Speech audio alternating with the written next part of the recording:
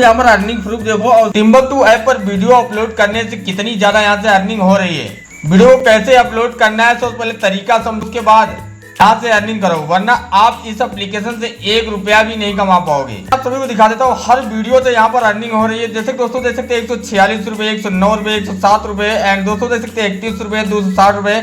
जितनी भी सारी यहाँ पर वीडियो अपलोड है हर वीडियो से यहाँ से अर्निंग हो रही है। ऐसी आप सभी लोग भी वीडियो अपलोड करके टिम्बकटू एप्लीकेशन से पैसा कमा सकते हैं। वीडियो को अपलोड कैसे करना है, सिंपल दोस्तों आपको करना क्या, आपको अपने प्रोफाइल में जाना है, उसके बाद प्लस वाले बटन पर क्लिक कर देना है। जैसे यहाँ पर क्लिक करेंगे दोस्तों देख सकते हैं अपलोड पोस्ट का ऑप्शन दिखेगा, सिंपल सा आप सभी को यहाँ पर टैप कर देना है। जैसे यहाँ पर टैप करेंगे आपकी गैलरी ओपन होकर आ जाएगी। जिस भी वीडियो को अपलोड कर लेना है आपको सबसे पहले आपको अपनी वीडियो को यहाँ पर सिलेक्ट कर लेना है।